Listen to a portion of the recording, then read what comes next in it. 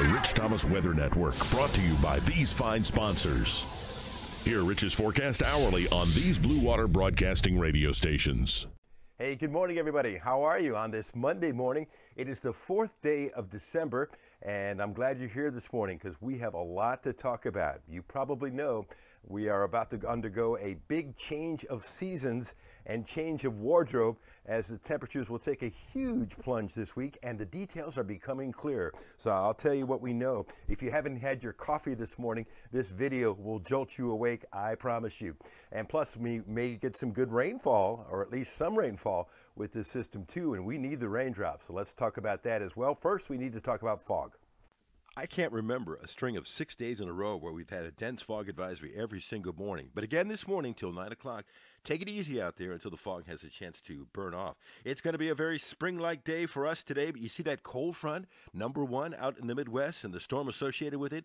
There's several shots of cold air back behind it as well. For us today, some fog early, then partly sunny, very spring-like. For a December day, high 74, tonight's low 51, southeast winds 5 to 10 miles per hour. There's where the cold air is today. You see it over the north-central U.S., coming into the Midwest, heading on southeastward. That's where it is tonight. But by late week, look at that lobe of cold air, which goes all the way down to the Gulf Coast. The Arctic floodgates are open, and we'll see several surges of cold air. Tuesday noon, the strong cold front has made it into north-central and northwest Alabama, with showers and thunderstorms out ahead of it, and even some rain back behind it. There's the front in southeast Alabama Tuesday evening at 6 p.m. By Wednesday, the front is out of here, breezy, sharply colder, but there could be a few leftover showers, especially from central Alabama southward, not out of the question.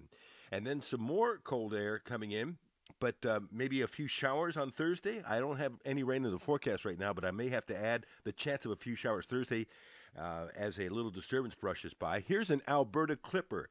That is a classic system. You see the blue on the map? That's snow to the north. Alberta Clipper is a reinforcing shot of cold air, which comes in Friday evening, and by Saturday morning, it's cold. Even some snow, perhaps a few flurries in northeast Alabama. We may not make it out of the 40s on Saturday. It'll be a windy day where you want to definitely bundle up because a wind chill will be a factor right on through the weekend. A very cold Sunday morning, perhaps the coldest morning.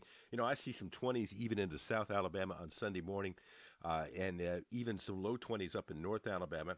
So we've got the rain chances at 80% Tuesday. I left in a 30% chance Wednesday with a high of only 52. What a drop on Wednesday.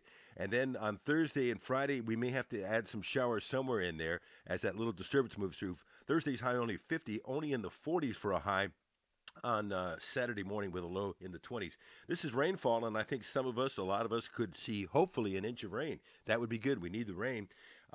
Heavier amounts up to the north. We are in a stage 1 drought over much of the state of Alabama, and even moderate drought in parts of southeast and west Alabama, so the rain would be a good thing. Here's the European, and boy, this graph really tells the story, right? A very warm day today and tomorrow, and then the blue bars at the bottom showing the showers on Tuesday, and maybe a late week clipper which could deliver some showers. Look at the graph temperatures showing the sharply colder air that comes in. In fact, some days we'll barely reach 50. Some days we won't make it out of the 40s. And it will stick around. That's through, December 17th. So it's going to stick around for a while and maybe even beyond that. This is the GFS out 16 days showing the big temperature plunge. Again, some days we don't make it out of the 40s. It's a little extreme on the cold. I think the GFS overdoes it a bit. But notice through December 19th, it has us still cold. And then you look at the European way out towards the 3rd and 4th week of the month, December 18th through Christmas Day, still showing the cold in place across the eastern U.S.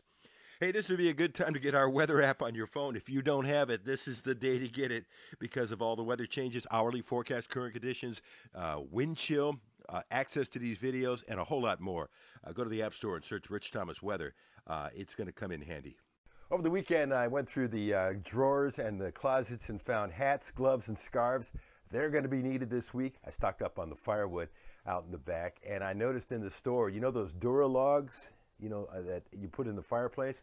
They are disappearing quickly, so you may want to grab some of those before they are all gone, because they will be all gone. Join me tomorrow morning at 4:45 a.m. Another important video as we continue to examine the details of this big change in our future as winter approaches. Live on the radio this morning from 6 to 9 on News Talk 93.1. Enjoy this spring-like day because changes are coming. And get that weather app on your phone today, okay? nice weather.